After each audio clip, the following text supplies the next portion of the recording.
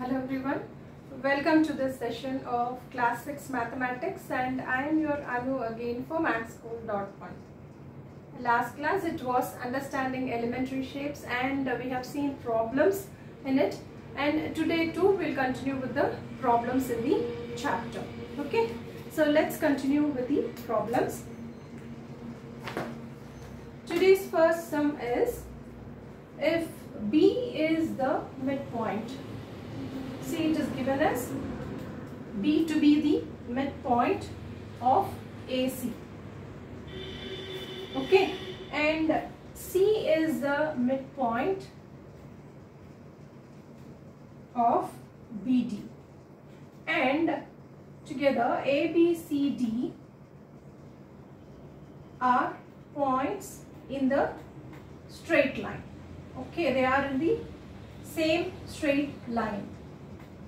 All the points lie on the same line. So, can you say why AB is equal to CD? The question is, you have to say why AB is equal to CD. So, now let us draw the lines first. B is the midpoint of AC. So, let us draw AC first and B to be the midpoint. So, if B is the midpoint, then AB is equal to BC, isn't it? Right? AB is equal to BC because B is the midpoint. Now, C is the midpoint of BD. See, C is the midpoint of BD. B and D, they have given all lie on the straight line. So, I extend this. So, now what do you have? C is the midpoint of BD. So, C is the midpoint of BD. It means BC is equal to CD because C divides BD into two equal halves, isn't it? Now see, you have AB is equal to BC and BC is equal to CD according to the given data. Therefore, you have BC in both the equations. So, AB must be equal to CD. Because since we have BC on both the equations, therefore AB is equal to CD. Because B is the midpoint of AC and C is the midpoint of BD. We have two equations, AB is equal to BC and BC is equal to CD. See, BC is common in both the equations. Therefore, AB is equal to CD, isn't it?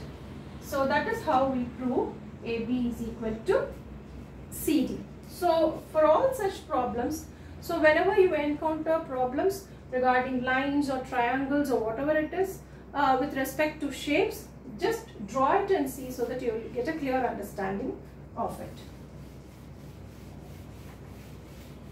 Now the next question is, what fraction? See, and now we are going to do the revolution and the fraction and the angle problems. What fraction of clockwise revolution? See, clockwise means we know this is the clockwise. So clockwise revolution does the hour hand of the clock. So you have the clock here.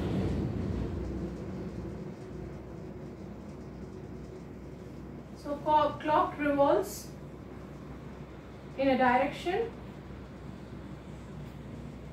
So this is called the clockwise direction, and the hour hand is the smaller hand. So that hour hand is the smaller hand. And they have asked you of a clock, hour end of a clock turn through when it goes from 4 to 7. See, it goes from 4, it starts from 4 and goes to 7. Okay, when it starts from 4 and it goes to 7, so what is the fraction of revolution? You should write the fraction of revolution. So one thing you should remember, we have done earlier. So this is 12, 6, 3 and 9. If I divide it into 4 quarters, see, I have divided it into 4 quarters, and when you observe each quarter, see, for each quarter, for the hour hand to complete each quarter, it has to move 1, 2 and 3 places it has to move. So whenever it moves 3 places, it completes 1/4 of the revolution. Okay, so that is 90 degrees we know. So we have summarized everything, the fraction and the revolution, part of revolution, the fraction and the angle formed by it. So now just remember, for 1/4 of the revolution, that is 1/4 of the revolution to be completed, it has to move 3 places. For 90 degrees, to make 90 degrees too, it has to move 3 places. Okay, so just like that, when you observe here, see 4 to 5, 5 to 6, 6 to 7. So it has moved 3 places. From 4 to 7, it has moved 3 places.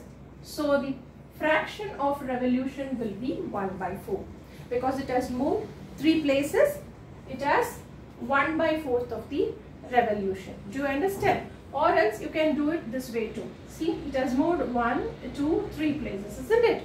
So 3 places, out of how many places are there? How many numbers are there? Totally 12 numbers are there, isn't it? So it has moved 3 numbers out of 12. So what is the fraction? When you reduce this fraction to the lowest form, it gives you 1/4. So this will be a more understanding. I mean, it will be clear for you to understand. So this way also you can write, from 4 to 7 it has moved 3 places, that is 3 numbers, or 3 hours it has moved. So 3 hours out of 12 hours. So totally it has to move 12 hours to complete one full revolution, isn't it? So 3 it has completed out of 12, so that will become 1/4. So anyway, 1/4 is the fraction it has moved by moving from 4 to 7. So do you understand? So the next question is in this. The next one is from 1 to 10. See, from 1 to 10, what will be the fraction of revolution? The 1 is here and 10 is here. Okay, so let us count from 1 to 10. 1, 2, 3, 4, 5, 6, 7, 8, 9. So it has crossed 9 numbers, isn't it? 9 hours. So it has completed, it has completed 9 hours out of 12 hours, isn't it? So what will be the fraction? So 9. So let us divide by the common factor to reduce it to simpler form. 3 divided by 4 will be the fraction of revolution. So what is the fraction of revolution? 3/4, or it has completed 3/4. We say it has 3/4 because it has crossed 9 hours. See, 3, 6 and 9. When we complete from 12 to 9, we complete 3/4, isn't it? So 9 means 3/4. Do you understand? So 1 to 10 will be 3/4 of the revolution. The next one is 6 to 3. The third one is 6 to 3. So we'll start from 6 and we'll go to 3. See, this is 6. It is always clockwise, remember? That is why they have given you clockwise. It is not from 6 to backwards 3. No, it's our hand, so it moves clockwise, isn't it? So from 6 to 3 it goes. So how many hours it crosses? 1, 2, 3, 4, 5, 6, 7, 8 and 9. Again it moves 9 hours. See, clockwise direction, the clockwise direction. It has completed 9 hours. Again 9 divided by total 12 hours. So that is 3/4. So 3/4 of the revolution it has completed by moving from 6 to 3. Do you understand? You understand how do we calculate the fraction of revolution? Just by seeing the R and the movement of the RM, we will be able to tell the fraction of the revolution it has completed. Okay. So the next question will be,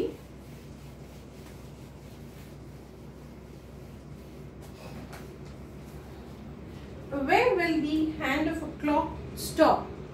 Now they have given the previous question, they have asked you the fraction of the revolution for the movement of the R hand, isn't it? Here, where will the clock of the hand, where will the hand of the clock stop if it starts at 2? See, the R end starts at 2, and what is the revolution it makes? It makes half of a revolution. So it makes half of the revolution. clockwise. Okay, first is it starts at 2. It starts at 2 and it makes half of the revolution. And the next question is it starts at 5. And what is the revolution it makes? It makes 3/4 of the revolution, both being clockwise. Okay, so everything has to be clockwise in a clock, isn't it? So it starts at 2 now. So it starts at 2. It has to complete half the revolution. So I've said you 2 quarters make 1 half, isn't it? For 1 quarter it moves 3 hours, isn't it? So for half of the revolution it has to move 6 hours, isn't it? So 1, 2, 3, 4, 5, 6. So it will move exactly to 8. So 8 o'clock, it will be there at 8 o'clock. And another thing is, for completing half of the revolution, what is the angle made? We have already seen what is the angle made for half of the revolution. See, this is 12 and this is 6. If the clock from 12, if it goes to 6, it should make a straight angle, isn't it? It should make 180 degrees. If you observe, this also makes 180 degrees. So where the where it gets 180 degree, there you have to draw the hour hand, or just count 6 hours to pass through, because 12 to 6, see, it is completing half of the revolution, isn't it? So for 6 hours it completes half of the revolution. So from 2 it goes up to 8 o'clock to complete half of the revolution. Okay, so the next question is, starts at 5 and completes 3/4 of the revolution. So starts at 5, and what is 3/4 of the revolution? In the last problem we saw, 3/4 of the revolution is equal to 9 hours, isn't it? For completing 9 hours, it will complete 3/4 of the revolution. So 1, 2, 3, 4, 5, 6, 7, 8 and 9. See? Or it can be taken as, see, it can be taken as 180 degrees. See, 180 degrees and 190 degree, because 3/4, isn't it? This is 1/2 and 1/4. So for 1/4 it is 90 degree, and for 1/2 it is 180 degree. So totally, in 1/4 it has to move 1, 2, 3 places. So it is there at 2. Or otherwise count 9 hours. 1, 2, 3, 4, 5, 6, 7, 8, 9. So 9 hours for 3/4 of the revolution. So it is at 2. So first one, when it starts at 2 and completes half the revolution, it stops at 8 is the answer. And here for 3/4 of the revolution, it stops at 2. It completes 3/4 of the revolution and it stops at 2. Okay, do you understand?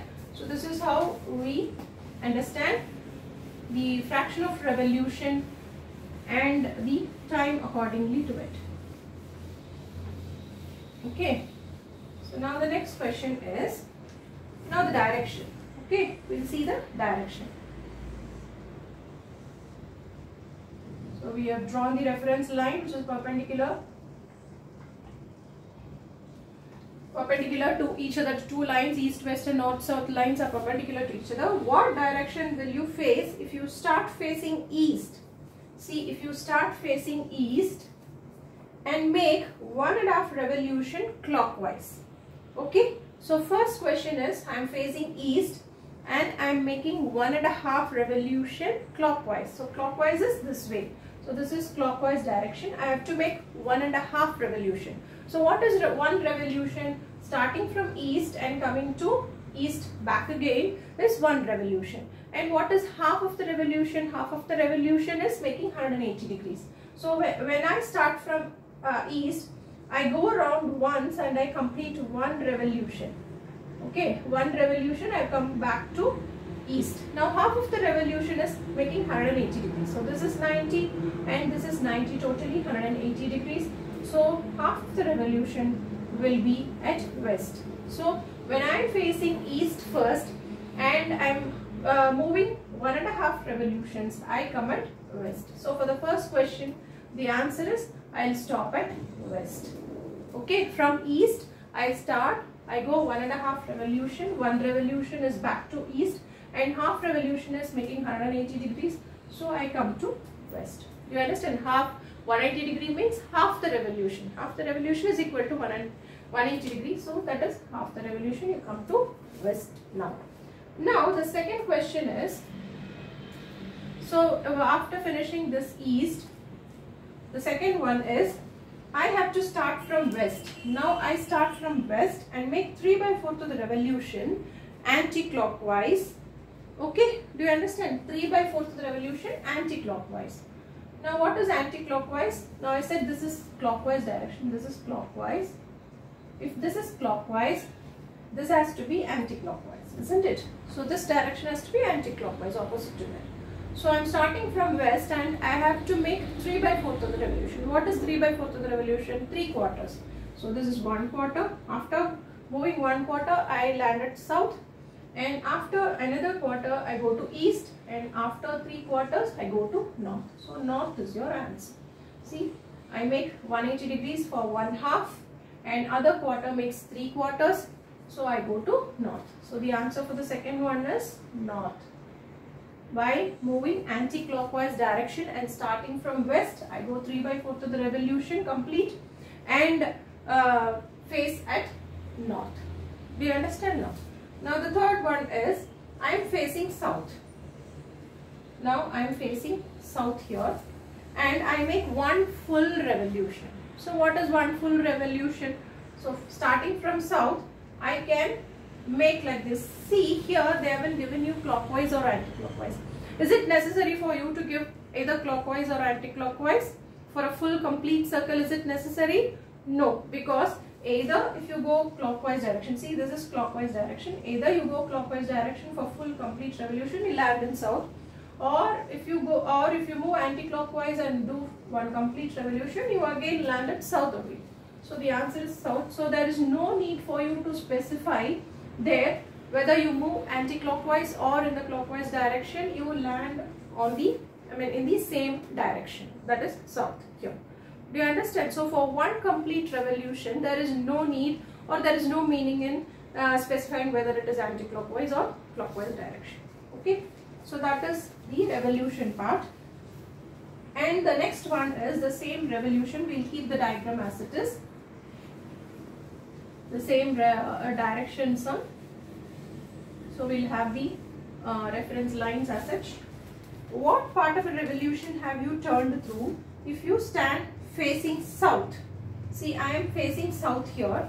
Okay, I am facing south here. First, they gave you the part of revolution, that is fraction of revolution, and you are asked the direction. Now what we are going to do is, what they are asking you for is, you need to specify the fraction of revolution and they are going to say the direction. Okay, what part of a revolution have you turned through if you stand facing south? See, you start from south and turn clockwise to face east and turn clockwise. So what is clockwise? This is clockwise, and turn clockwise to face east. So for going to east in the clockwise direction, see, clockwise direction you need to move in this direction and you need to face east now. So how many quarters you need to cross? This is 1 quarter and 2 quarter and this is 3 quarters. So after moving 3 quarters, you will face east. So the first one is from south to east in the clockwise direction. So in the clockwise direction, if you move, you make 3/4 of the revolution. So this is the fraction of revolution we complete when we start from south, move clockwise direction and face the east direction. Okay. So the next one is, I face west now. Okay, I face west, and how do I move and turn clockwise to face east? See, and I turn clockwise, so this is clockwise. Okay, and I face east. So if I have to face east, how many quarters I need to cross? See, this is 1 and this is 2. So just half of the revolution. Do you understand? So 2 quarters make 1/2. So the next one is, I am facing west and I have to face east by moving clockwise direction. So I will make half of the revolution. Do you understand? So this is the fraction of revolution which you need to complete to face east. Do you understand? Yes. Now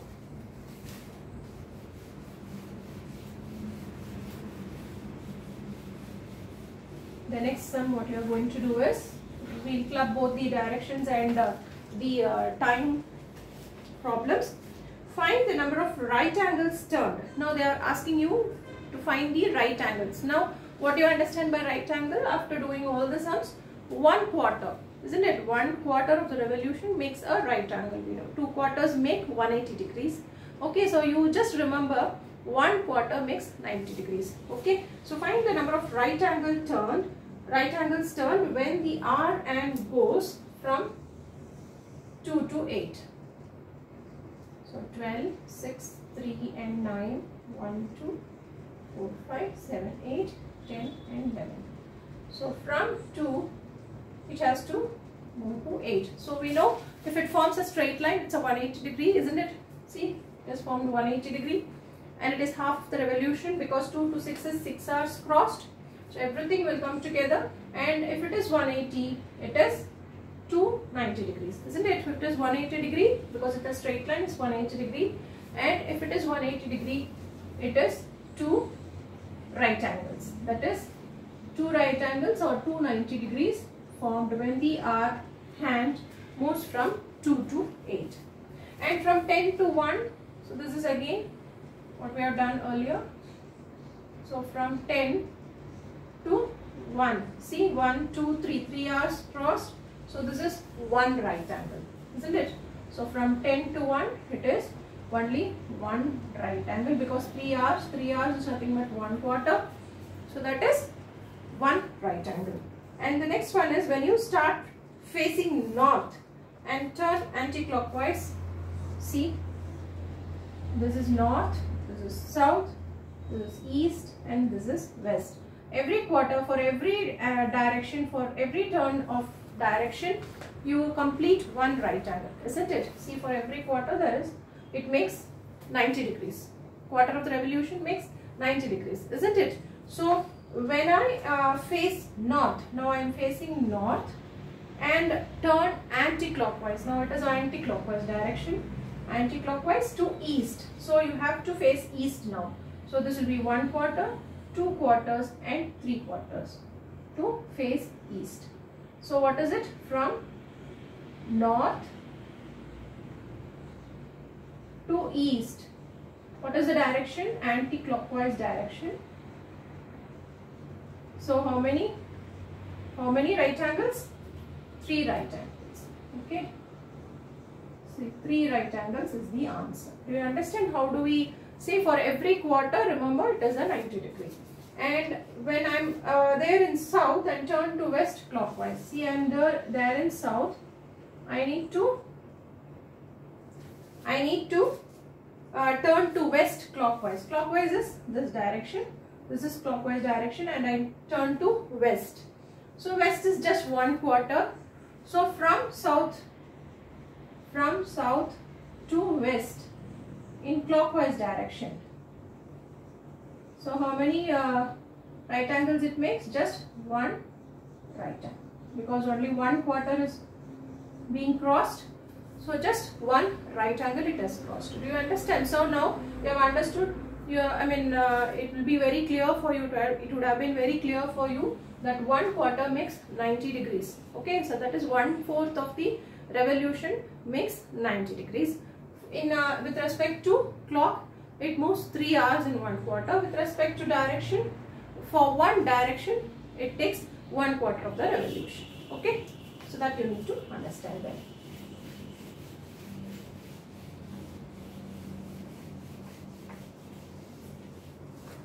And the last one is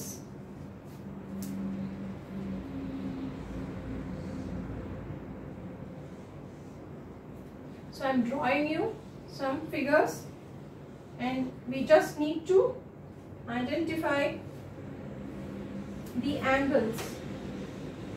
I am marking it there. See, the angle here, the angle here, and the angle here, and the angle here, the angle here, and the angles here. So by just observing, we will be able to say the angles, because we have read about angles, okay, many times. that is less than 90 degrees is acute angle, more than 90 degrees is obtuse, and perpendicular means it is 90 degrees, and more than 180 is reflex angle. Now we'll start naming it. See, this is, if this is a line, and let us take this as 90 degrees. See, dotted lines is 90 degrees. So this is less than 90 degrees. Thereby this is acute angle. Okay, less than 90.